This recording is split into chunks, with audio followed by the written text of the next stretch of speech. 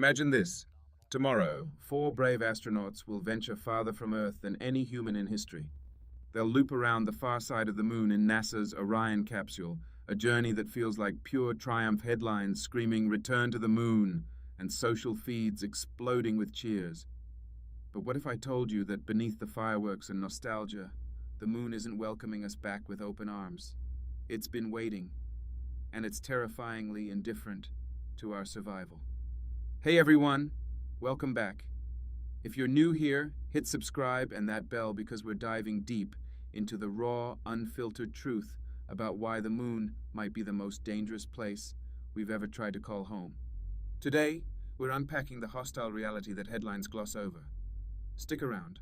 By the end, you'll never look at that silvery orb in the night sky the same way again. Let's get into it. It's easy to get swept up in the excitement of Artemis 2. After Apollo 17 in 1972, generations grew up seeing the moon as ancient history grainy photos of astronauts in bulky suits planting flags. Now, we're declaring ourselves a multi-world species again. The emotional pull is real, standing on the shoulders of giants, pushing boundaries, inspiring kids to dream bigger. But here's my take. This celebration skips the fine print. The moon isn't a quiet museum or a trophy. It's an airless, radiation-blasted rock engineered by physics to challenge every assumption we bring. In my years analyzing space missions, I've noticed a pattern. Public narratives focus on glory, while engineers lose sleep over the compounding risks. Short visits? Apollo nailed that.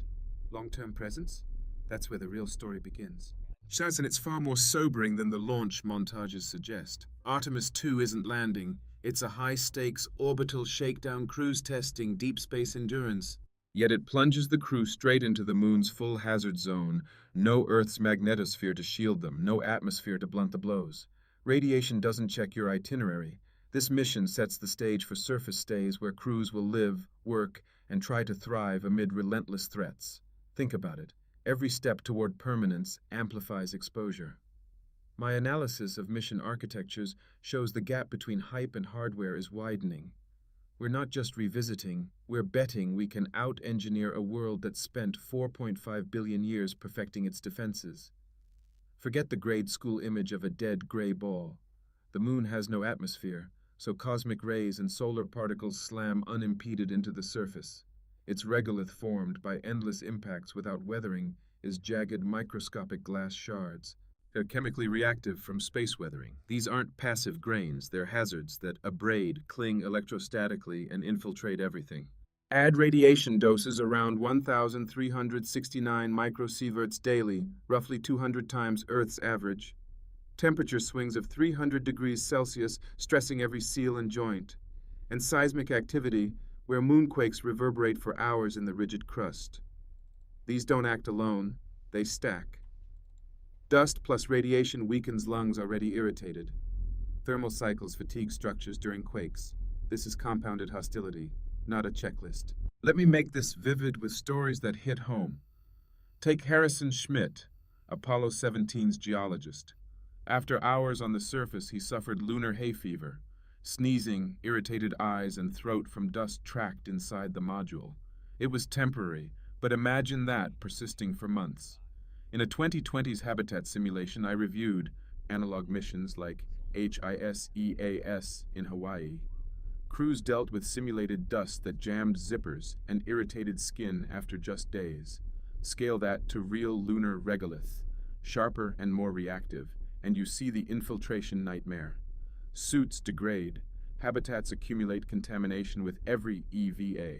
One engineer friend described it as the gift that keeps on giving, abrasion that never resets. Then there's radiation.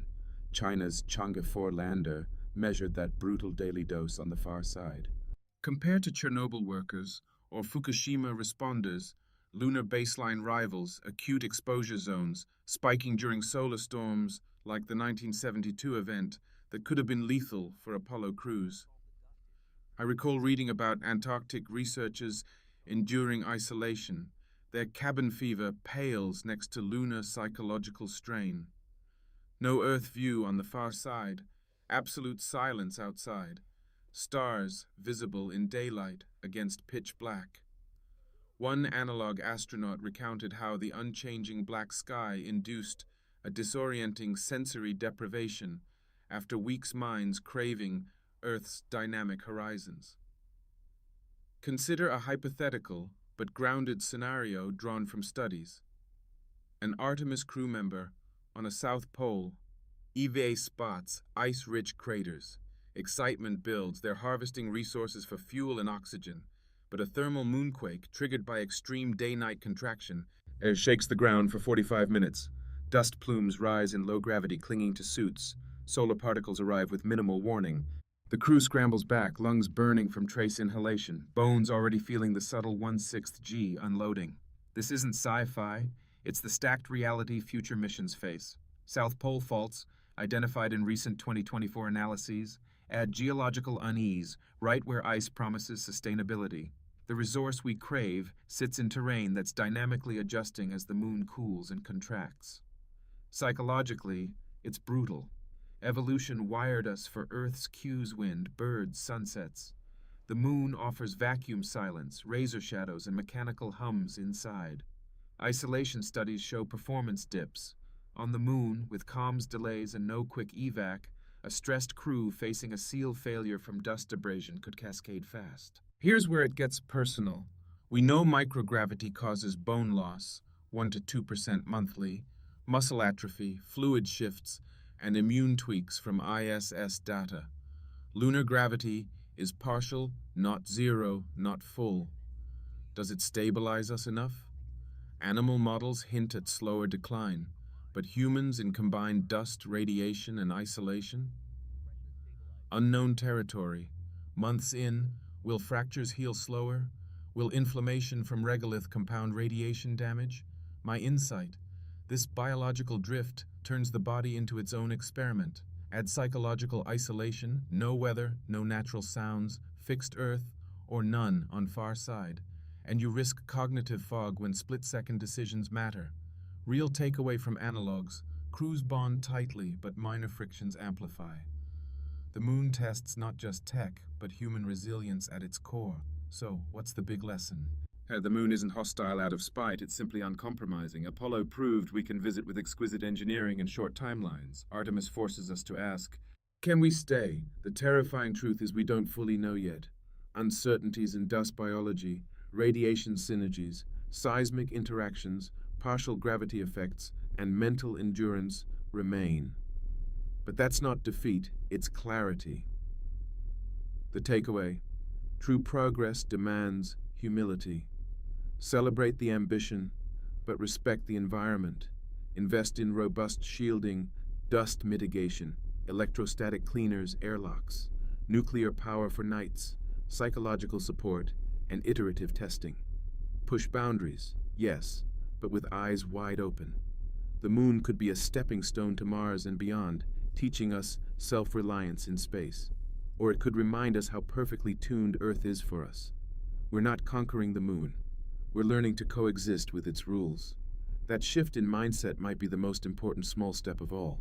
What do you think? Ready to go anyway? Drop your thoughts below, like if this changed your view, and subscribe for more deep dives. Thanks for watching. Stay curious, stay grounded.